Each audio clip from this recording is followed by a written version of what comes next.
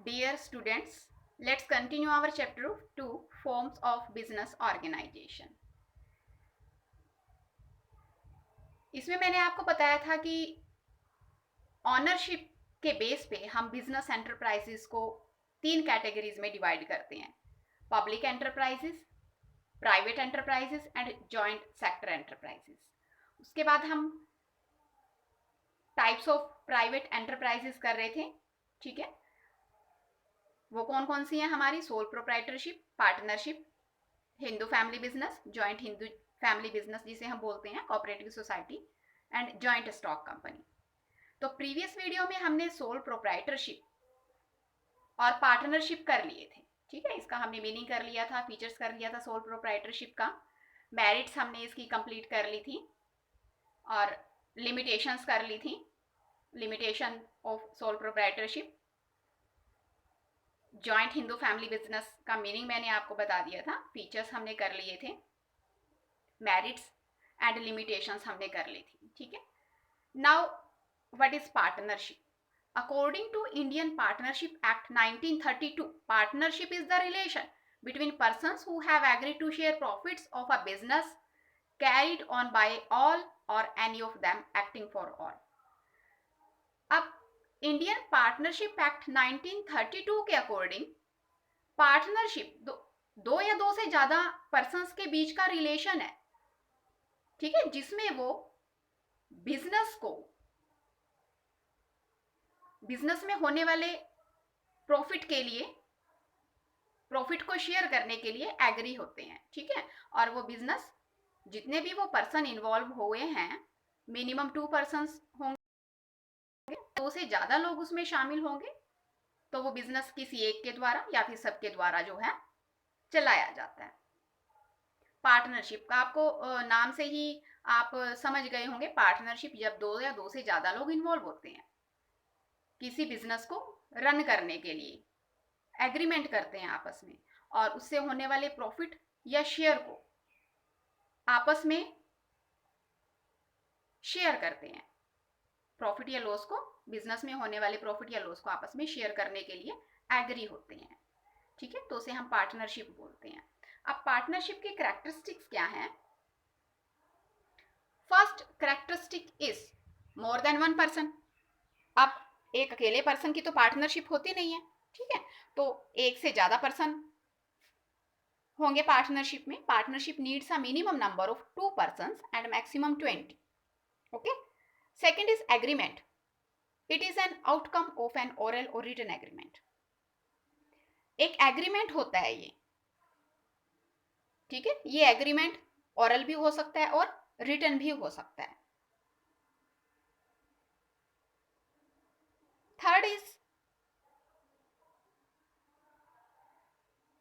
Profit motive and sharing of profit. अब जो इसकी मेन कैरेक्टरिस्टिक्स है पार्टनरशिप की, to earn a profit in business and divide it among the partners. Business में profit को earn करना और उसको पार्टनर्स के बीच में डिवाइड करना होता है. इसीलिए पार्टनरशिप में बिजनेस किया जाता है कि जितने भी पार्टनर्स हैं वो सब मिलके कैपिटल को लगाते हैं, मिलके फंड्स को बिजनेस में लगाते हैं और उससे जो प्रॉफिट होगा, अब वो बिजनेस वो प्रॉफिट को अर्न करने के लिए ही करेंगे. ठीक है, तभी हम उसको बिजनेस के पॉइंट ऑफ व्यू से पार्टनरशिप कहेंगे. वाले प्रॉफिट को वो पार्टनर जो है आपस में डिवाइड कर लेंगे. ठीक है, तो प्रॉफिट मोटिव के लिए वो बिजनेस किया जाना चाहिए और प्रॉफिट वो सारे पार्टनर्स आपस में डिस्ट्रीब्यूट कर लेंगे. Decision making and control. Every partner has a right to participate in management and decision making. हर पार्टनर को मैनेजमेंट में पार्टिसिपेट करने का राइट है और डिसीजन लेने का राइट है. ठीक है, डिसीजन मेकिंग का अगर काम हो रहा है उसमें भी वो पार्टिसिपेट कर सकता है और मैनेजमेंट में भी उसको पार्टिसिपेट करने का राइट है. Unlimited liability. Partners have unlimited liability.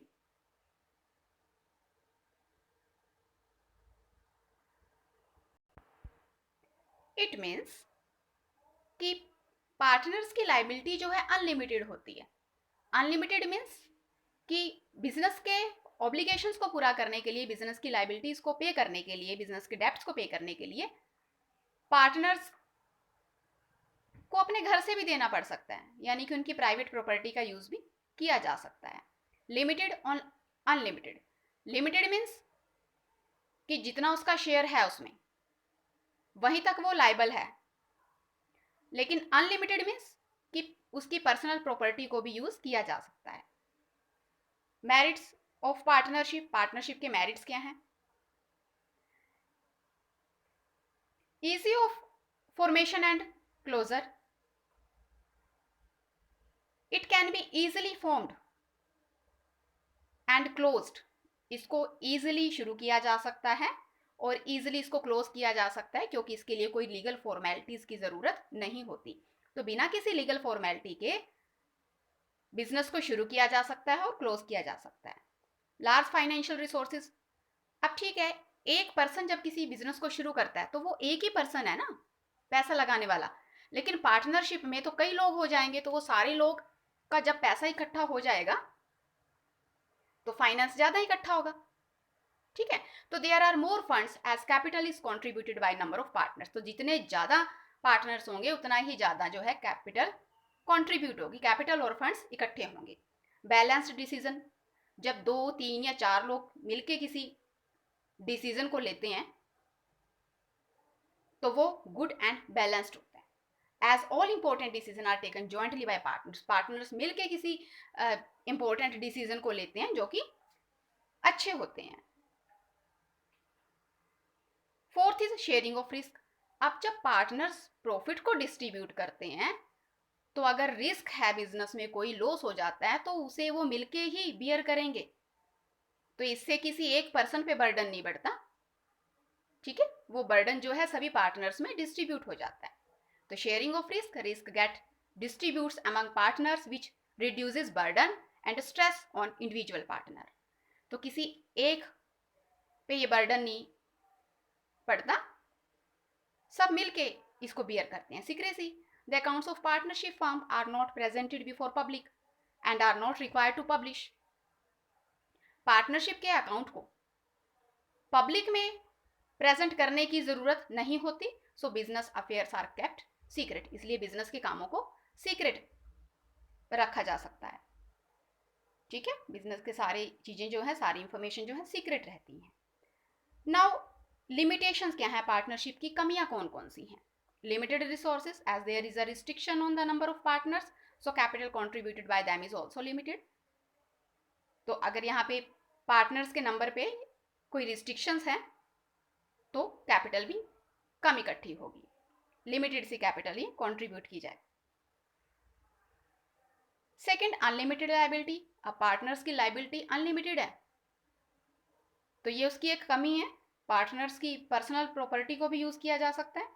Lack of continuity, partnership comes to an end with the death, retirement, insolvency and lunacy on any of its partner, अब पार्टनरशिप अगर पार्टनर्स में से किसी पार्टनर की death हो जाती है या फिर छोड़ के चला जाता है, रिटायरमेंट हो जाती है, इंसॉल्वेंसी, वो दिवालिया घोषित हो जाता है, ल्यूनेसी यानी कि वो उसका माइंड जो है, जिसे हम पागल बोलते हैं, माइंड जो है ठीक से काम नहीं करता, तो किसी एक पार्टनर के ऐसा होने से पार्टनरशिप जो है वो खत्म हो जाती है, ठीक है।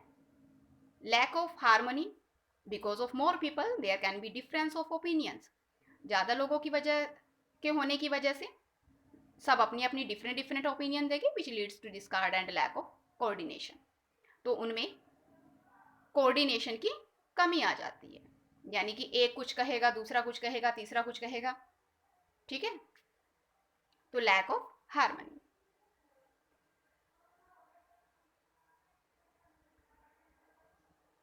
नाउ पार्टनरशिप डीड, अब ये पार्टनरशिप डीड क्या है, ठीक है, अभी हमने ऊपर पढ़ा था कि पार्टनरशिप एक ओरल या रिटन एग्रीमेंट है, तो वो जो रिटन एग्रीमेंट है उसको हम पार्टनरशिप डीड बोलते हैं। तो the written agreement on a stamp paper which specifies the terms and condition of partnership called the partnership deed,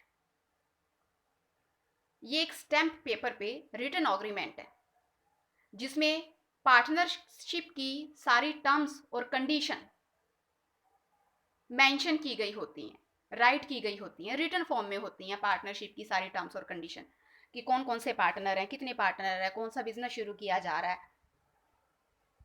ठीक है, पार्टनरशिप का ड्यूरेशन क्या है, यानी कि कितने टाइम पीरियड के लिए पार्टनरशिप है, पार्टनर्स कितना कैपिटल लगाएंगे, और प्रॉफिट को वो किस रेशो में डिस्ट्रीब्यूट करेंगे, ये सारा पार्टनरशिप डीड में मेंशन होता है।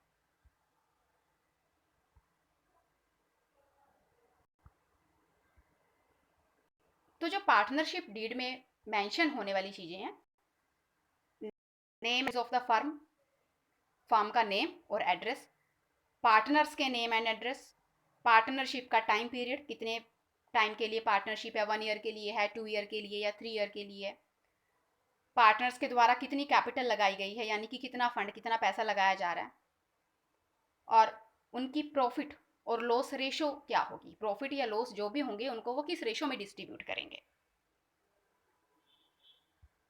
Next point is registration of partnership.